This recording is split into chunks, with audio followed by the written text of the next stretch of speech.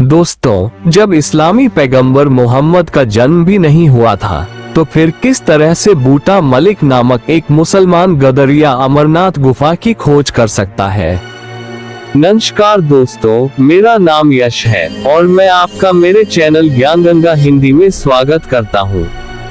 दोस्तों, आज हम अमरनाथ की संपूर्ण इतिहास और कैसे हमें हमारे इतिहास के बारे में गलत जानकारियाँ दी गई है, इस बारे में जानेंगे और साथ ही साथ अमरनाथ यात्रा की संपूर्ण विवरण भी करेंगे। लेकिन उससे पहले अगर चैनल पर नए हैं तो चैनल सब्सक्राइब जरूर करें और बेल आइकन प्रेस करना ना भूलें और कमेंट में हर हर महादेव जरूर लिखें। तो चलिए आपका ज्यादा समय न लेते हुए इस वीडियो की शुरुआत करते हैं। दोस्तों, सनातन धर्म में अमरनाथ यात्रा को बहुत ही कल्याणकारी माना गया है। अमरनाथ यात्रा के लिए शिव भक्त पूरे वर्ष इंतजार करते हैं। अमरनाथ गुफा में प्राकृतिक रूप से बर्फ से शिवलिंग बनता है, जिसे बाबा बर्फानी और अमरेश्वर के नाम से भी जाना जाता है। पौराणिक मान्यताओं के अनुसार यह वही गुफा है जहां पर भगवान शिव ने माता पार्वती को अमृतत्व का रहस्य बताया था। हिंदू पौराणिक ग्रंथों में यह माना गया है कि जो भक्त इस पवित्र गुफा में बने बर्फ के शिवलिंग का सच्चे मन से दर्शन करता है, उसके सभी पाप नष्ट हो जाते हैं और उसे मोक्ष की प्राप्ति होती है। इसके साथ ही यह भी बताया गया है कि इस पवित्र धाम की यात्रा से सभी तीर्थों के दर्शन करने के बराबर पुण्य मिलता है। दोस्तों, अमरनाथ हिंदू धर्म का एक प्रमुख तीर्थ स्थल है। ये भारत के जम्मू और कश्मीर प्रदेश की राजधानी श्रीनगर के उत्तर पूर्व में 135 किमी दूर समुद्र तल से 13,600 फुट की ऊंचाई पर स्थित है। इस गुफा की लंबाई भीतर की ओर गहराई 19 मीटर और चौड़ाई 16 मीटर है और गुफा 11 मीटर ऊंची है। अमरनाथ गुफा भगवान शिव के प्रमुख धार्मिक स्थलों में से एक है। अमरनाथ को तीर्थों का तीर्थ कहा जाता है क्योंकि यहीं पर भगवान शिव ने मां पार्वती को अमृतत्व का रहस्य बताया था। यहाँ की प्रमुख विशेषता पवित्र गुफा में बर्फ से प्राकृतिक शिवलिंग का निर्मित होना है और प्राकृतिक हिम से निर्मित होने के कारण इसे स्वयंभू हिमानी शिवलिंग भी कहते हैं। आषाढ़ पूर्णिमा से शुरू होकर रक्षाबंधन तक पूरे सावन महीने में होने वाले पवित्र हिमलिंग दर्शन के लिए लाखों लोग यहाँ आते हैं। गुफा की परिधि लगभग 150 फुट है और इसमें ऊपर से बर्फ के पानी की बूंदें जगह जगह टपकती रहती हैं। यहीं पर एक ऐसी जगह है जिसमें टपकने वाली हिम बूंदों से लगभग 10 फुट लंबा शिवलिंग बनता है। चंद्रमा के घटने बढ़ने के साथ साथ इस बर्फ का आकार भी घटता बढ़ता रहता है। श्रावण पूर्णिमा को यह अपने पूरे आकार में आ जाता है और अमावस्या तक धीरे धीरे छोटा होता जाता है। आश्चर्य की बात यही है कि ये शिवलिंग ठोस बर्फ का बना होता है, जबकि गुफा में आमतौर पर कच्ची बर्फ ही होती है जो हाथ में लेते ही भुरभुरा जाए। मूल अमरनाथ शिवलिंग से कई फुट दूर गणेश जी, भैरव जी और माता पार्वती के वैसे ही अलग अलग हिमखंड हैं। इसी गुफा में माता पार्वती को भगवान शिव ने अमर कथा सुनाई थी, जिसे सुनकर सद्योजात शुक शिशु शुकदेव आशी के रूप में अमर हो गए थे। गुफा में आज भी श्रद्धालुओं को कबूतरों का एक जोड़ा दिखाई दे जाता है, जिन्हें श्रद्धालु अमर पक्षी बताते हैं। वे भी अमर कथा सुनकर अमर हुए हैं। ऐसी मान्यता भी है कि जिन श्रद्धालुओं को कबूतरों को जोड़ा दिखाई देता है, उन्हें शिव पार्वती अपने प्रत्यक्ष दर्शनों से निहाल करके उस प्राणी को मुक्ति प्रदान करते हैं। ये भी माना जाता है कि भगवान शिव ने पार्वती को इस गुफा में एक ऐसी कथा सुनाई थी जिसमें अमरनाथ की यात्रा और उसके मार्ग में आने वाले अनेक स्थलों का वर्णन था। ये कथा कालांतर में अमर कथा नाम से विख्यात हुई। कुछ विद्वानों का मत है कि भगवान शंकर जब पार्वती को अमर कथा सुनाने ले जा रहे थे, तो उन्होंने छोटे छोटे अनंत नागों को अनंत नाग में छोड़ा, माथे के चंदन को चंदन बाड़ी में उतारा, अन्य पिसू को पिसू टॉप पर और गले के शेषनाग को शेषनाग नामक स्थल पर छोड़ा था। ये तमाम स्थल अब भी अमरनाथ यात्रा में आते हैं। अमरनाथ की गुफा प्राकृतिक है, न कि मानव निर्मित, इसलिए 5000 वर्ष की पुरातत्व विभाग की यह गणना भी कम ही पड़ती है, क्योंकि हिमालय के पहाड़ लाखों वर्ष पुराने माने जाते हैं, यानी यह प्राकृतिक गुफा लाखों वर्ष से है। अमरनाथ गुफा का सबसे पहले पता 16वीं शताब्दी के पूर्वार्ध में एक मुसलमान गदरिया को चला था और आज भी चौथाई चढ़ावा उस मुसलमान गदरिया के वंशजों को मिलता है। आश्चर्य की बात यह है कि अमरनाथ गुफा एक नहीं है। अमरावती नदी के पथ पर आगे बढ़ते समय और भी कई छोटी बड़ी गुफाएं दिखती हैं। वे सभी गुफाएं बर्फ से ढकी है। सेक्युलरिज्म के झंडदारों ने गलत इतिहास की व्याख्या शुरू कर दी है कि इस गुफा को 1850 में एक मुस्लिम बूटा मलिक ने खोजा था।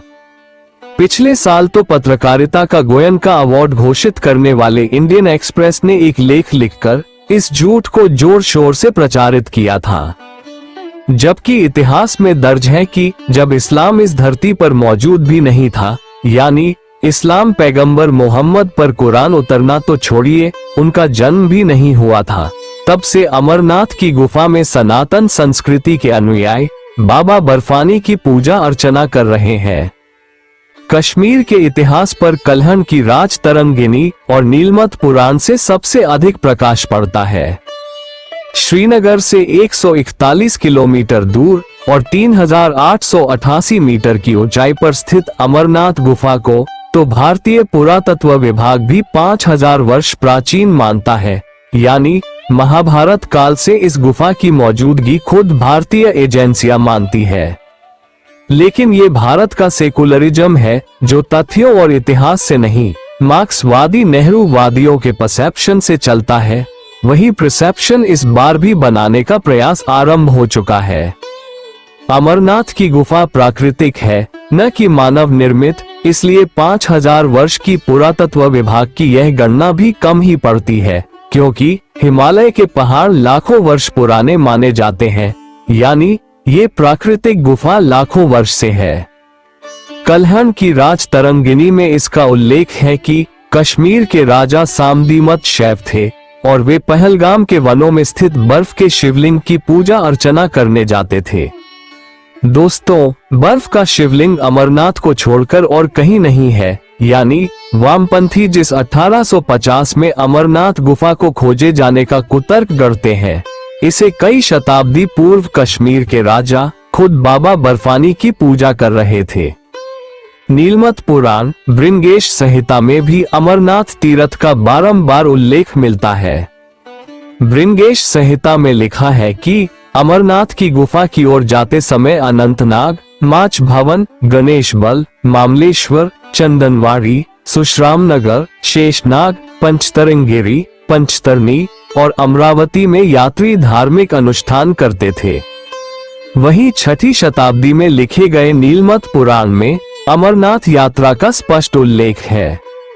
नीलमत पुराण में कश्मीर के इतिहास, भूगोल, लोक कथाओं, धार्मिक अनुष्ठानों की विस्तृत रूप में जानकारी उपलब्ध है और नीलमत पुराण में अम्बरेश्वर के बारे में दिए गए वर्णन से पता चलता है कि 6ठी शताब्दी में लोग अमरनाथ यात्रा किया करते थे।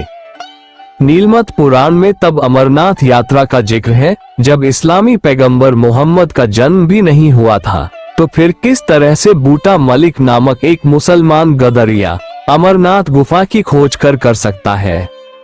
ब्रिटिशर्स, मार्क्सवादी और नेहरूवादी इतिहासकार का पूरा जोर इस बात को साबित करने में है कि कश्मीर में मुसलमान हिंदुओं से पुराने वाशिंदे हैं। इसलिए अमरनाथ की यात्रा को कुछ 100 साल पहले शुरू हुआ बताकर वहां मुस्लिम अलगाववाद की एक तरह से स्थापना का प्रयास किया गया है। अमित कुमार सिंह द्वारा लिखित अमरनाथ यात्रा नामक पुस्तक के अनुसार पुराण में अमर गंगा का भी उल्लेख है, जो सिंधु नदी की एक सहायक नदी थी और अमरनाथ गुफा जाने के लिए इस नदी के पास से गुजरना पड़ता था। ऐसी मान्यता थी कि बाबा बर्फानी के दर्शन से पहले इस नदी की मिट्टी शरीर पर लगाने से सारे पाप धुल जाते हैं और शिव भक्त इस मिट्टी को अपने शरीर पर लगाते थे। पुराण में वर्णित है कि अमरनाथ गुफा की ऊंचाई 250 फीट और चौड़ाई 50 फीट थी और इसी गुफा में बर्फ से बना एक विशाल शिवलिंग था जिसे बाहर से ही देखा जा सकता था। विंसेंट स्मिथ ने बनिया की पुस्तक के दूसरे संस्करण का संपादन करते हुए लिखा है कि अमरनाथ की गुफा आश्चर्यजनक है, जहां छत से पानी बूंद बूंद टपकता रहता है और जमकर बर्फ के खंड का रूप ले लेता है और हिंदू इसी को शिव प्रतिमा के रूप में पूजते हैं। कल्हण की राजतरंगिणी द्वितीय में कश्मीर के शासक सामदीमत 34 ईसा पूर्व से 17वीं ईस्वी में उनके बाबा बर्फानी के भक्त होने का उल्लेख है। यही नहीं, जिस बूटा मलिक को 1850 में अमरनाथ गुफा का खोजकर्ता साबित किया जाता है, उससे करीब 400 साल पूर्व कश्मीर में बादशाह जैनुलबुद्दीन का शासन था। उसने भी अमरनाथ की यात्रा की थी। इतिहासकार जोनराज ने इसका उल्लेख किया है। 16वीं शताब्दी में मुगल बादशाह अकबर के समय के इतिहासकार अबुल फजल ने अपनी पुस्तक आईने अकबरी में भी अमरनाथ का जिक्र एक पवित्र हिंदू तीर्थ स्थल के रूप में किया है। आईने अकबरी में लिखा है, गुफा में बर्फ का एक बुलबुला बनता है। ये थोड़ा थोड़ा करके 15 दिन तक रोजाना बढ़ता है और ये 2 गज से अधिक ऊंचा हो जाता है। चंद्रमा के घटने के साथ साथ वह भी घटना शुरू हो जाता है और जब चांद लुप्त हो जाता है तो शिवलिंग भी विलुप्त हो जाता है। वास्तव में कश्मीर घाटी पर विदेशी इस्लामी आक्रांता के हमले के बाद हिंदुओं को कश्मीर छोड़कर भागना पड़ा। इसके कारण 14वीं शताब्दी के मध्य से करीब 300 साल तक ये यात्रा बाधित रही और यह यात्रा फिर से 1872 में आरंभ हुई। इसी अवसर का लाभ उठाकर कुछ इतिहासकारों ने बूटा मलिक को 1850 में अमरनाथ गुफा का खोजक साबित कर दिया और इसे लगभग मान्यता के रूप में स्थापित कर दिया। जनश्रुति भी लिख दी गई जिसमें बूटा मलिक को लेकर एक कहानी बुन दी गई कि उसे एक साधु मिला। साधु ने बूटा को कोयले से भरा एक थैला दिया। घर पहुंचकर बूटा ने जब थैला खोला तो उसमें उसने चमकता हुआ हीरा पाया।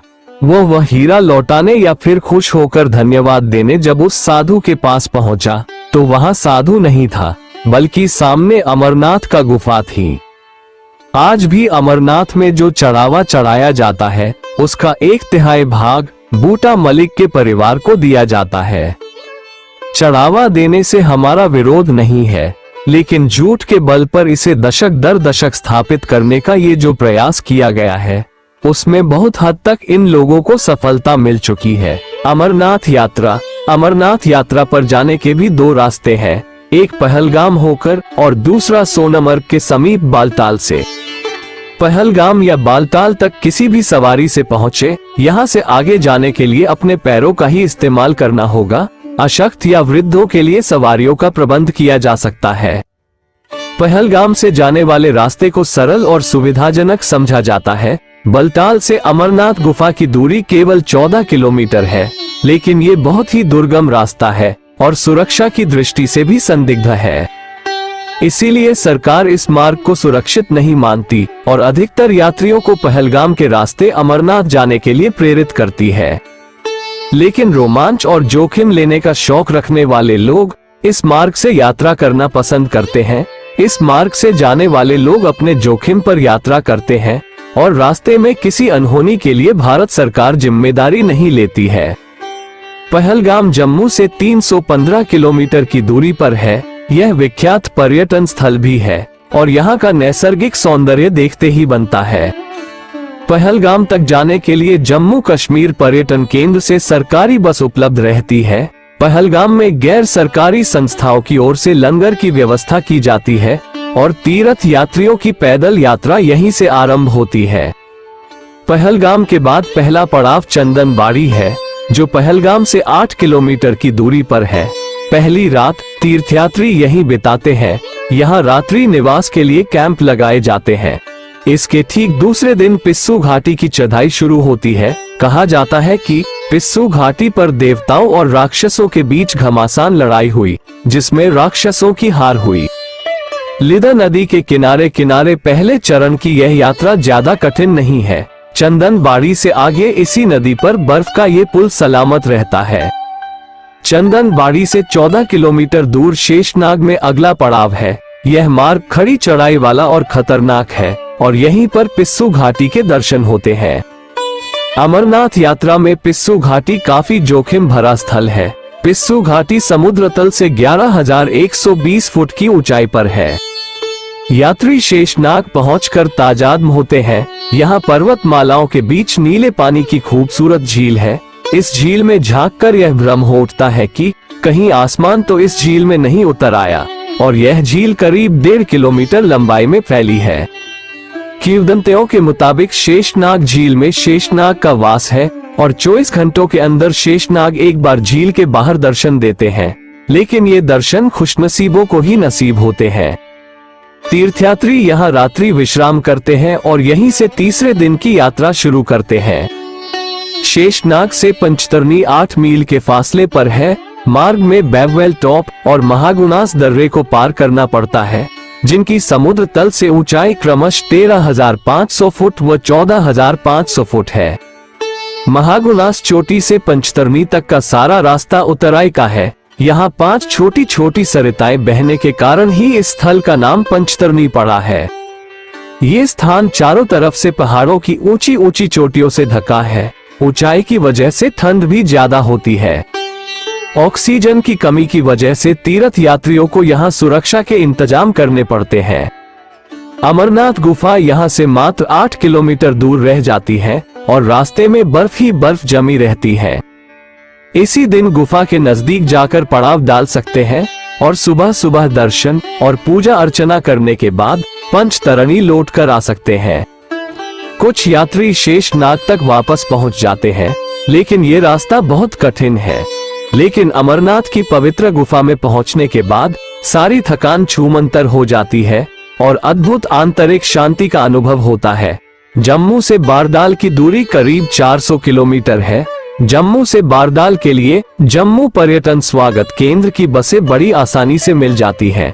बारदाल से यात्री एक दिन में अमरनाथ गुफा की यात्रा कर वापस कैंप में लौट कर आ सकते हैं। दोस्तों, आज के वीडियो में बस इतना ही। वीडियो अच्छी लगी तो इसे लाइक करें और 2 अपने दोस्तों के साथ शेयर करें और चैनल ज्ञान गंगा हिंदी को सब्सक्राइब करना ना भूलें। कमेंट में हर हर महादेव जरूर लिखें। धन्यवाद।